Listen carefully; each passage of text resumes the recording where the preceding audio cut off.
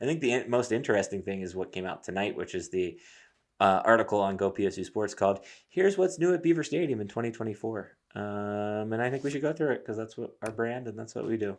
Shall we go through it, Steve? I'm ready. Okay.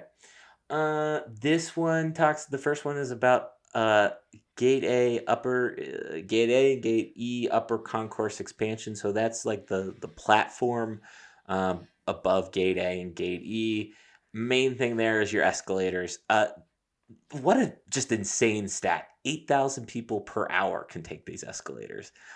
Like, how do they measure that? I'm so fascinated by Well, it. I don't think it's going to be per hour this Saturday, but yes, Yeah, per hour when they're up and working. well, Yes. yeah, and they're not operational. Very bold Yep. italic font here says Yep. not operational until Illinois game. I thought that was interesting.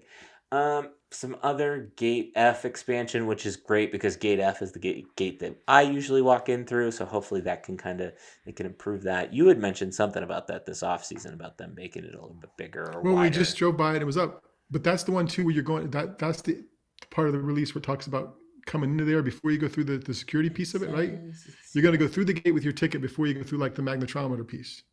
oh yeah. Let's Like see they've here. basically extended the footprint there, which is great. But I'm curious. It's curious to me that the safety folks are like, yeah, okay, sure, Let let the them in before we Yeah, scan them that's through the things. interesting. Which goes back to my age old thing that I'm not sure those stupid things are doing anything anyway. But yeah, I mean, I think it gets people in, gets them off the street, right? Not that anybody's on that street, but they're trying to Yeah. expand that footprint of the place to give you more of a venue thing going on. And Pat Kraft said last week on the coaches show about trying to do that and make the stadium round in some ways, like kind of help close in the sound and like those egress points up top, right? Hmm. So you can actually walk around as opposed to going up and down and over and Right. whatever else. So these things are things that get to that. So yeah.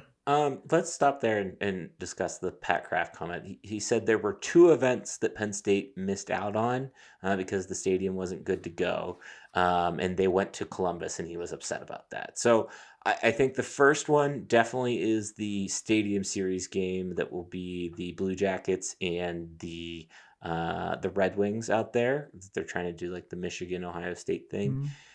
I can't figure out the second one. The second one was either a Billy Joel and Stevie Nicks concert. But that doesn't make any sense because they just hosted Luke Combs. So unless there's something in the rider for Billy Joel and Stevie Nicks that they need to have X number of premium seats, I don't know. The only other one that I could find on a quick search was there was a preseason European soccer game there. I think Man City and somebody else played. And I was told, and I don't know if this is true, so maybe somebody else there can kind of help us get this answer, that Penn State Beaver Stadium isn't wide enough to hold a The soccer soccer. stadium. That's what it was always my understanding too. So I don't know about that one. And yeah, he said about it was the not having enough premium seating or premium areas for the events they missed. And tying to my old guy, young guy, I'm like, yeah, okay. And you still had 73,000 people for the Yeah, concert that you liked and did well with. yeah, Like I get it. There's a point. It's kind of like James Franklin. It feels like Pat Kraft is in James Franklin when he got here mode of, hey, our facility isn't good enough. Hey, we have to do this. Hey, we have to keep up. And I get it and I understand. But at the same time, okay, here's what you got. right. It's pretty good, Yeah. No, So I thought that was interesting. Okay. Moving down here, yeah. So that was the new gate entry at gates E and F. yep. So it seems like it's a little bit easier of a flow. I don't know. We'll see how that goes on Saturday. I'll report back. I think this is the big one, the most important one. New video board improvements. So the South End video board has been replaced with a new video board with improved resolution. I don't know if I necessarily noticed the lack of quality or non-quality on that one because that's all the way at the other end. I look at the Mm. north one. That one matters more to me. Um, the ribbon boards located in the north and south end zone have been replaced and increased in size. Yes, because they can put more ads on it. Really, they should put more scores on it. That's what we want. That is what the people want. Give the people what they want. Um, there's You'll get also, it by like the third game. well, it's going to be longer than that, apparently. Okay. Finally, the Super Ribbon boards have been installed in the south end zones, flanking the south end zone video board. Please note the Super Ribbon board will not be operational until the Ohio State game. They told us we were lied to, Steve. Pat Kraft said that the initial was Illinois. I think we even I had to go back and listen to last week's podcast. I think we Well, had you a you bet on got this. escalators for Illinois. You're going to get this. I honestly thought the Super Ribbon Board wouldn't be ready for the whiteout, but I guess they're going to. Maybe that's their tip to Ohio State is we're going to have it ready to show off. My challenge with all of this is, and I think it's wonderful that they're doing it. I think it's their challenge, not my challenge. It's making it more than operational. It's making it operationally effective when these things happen. Like, I think you're going to, when you go in Saturday, I think you're going to be like, this is cool. They have some new stuff. They have 50 new concession points or something like that, some crazy number, which is wonderful. But there's still going to be stuff, and I get challenges and whatever else, but their job is they're putting on the show. It's got to be on point. And through the years, my experience has been that they weren't on point to like the third game of the season, Yeah. just because they're figuring it out and doing new stuff. So that's always my nitpicky piece with it. I appreciate the challenges and understand the work involved. I don't understand. I think I have an appreciation for the work involved. But yeah, like I think that's fans' expectation. If you're going to go to a point in next year, 2 years from now, when the place is smaller, a little bit smaller, a few less seats, people are going to pay more. Then people's expectations should be that all of this stuff is like going to the Billy Joel and Stevie Nicks concert or going to the Luke Combs concert, and it's all boom, boom, boom, boom, boom, because that's what they're paying for. When we've done this podcast and the way we do this podcast is kind of intentional on that, but I think you'll see, like, when we chat next week, the list will be longer next week than it will be in 5 weeks or in by the Ohio State game when this video board is operational. I understand construction takes, and that's not necessarily me complaining about construction per se, but I do agree with you that, like, don't half-ass it, and maybe it's not that they're half-assing it, but like, have this all figured out. Don't be testing things. I think they tested a lot last year of the game day experience, and I don't necessarily want them doing that this year. We'll probably talk about that more next week, but I'm interested on that. Did you hear it during last night's game, LSU USC, when they started the second half? Did you hear they kind of held the kickoff on the TV broadcast, and they were talking in the background? You could hear the stadium announcer did it once for each set of fans. Are you ready for the second half? And I'm like, oh Christ, no. And then it was like the next team, are you ready? I'm like, so I think it's going to be there for you in the fourth quarter. I'm not happy about that, Steve. Not happy about that. So that's the main Super Ribbon board. Here's what I'm very fascinated in that was snuck in there that I hadn't heard about. Field level LED video boards are going to be in the north end zone. Okay. More ads. I like, come on. You've now added, like, you've improved 2 ribbon boards. You've added 2 more, 6 more at least at this point.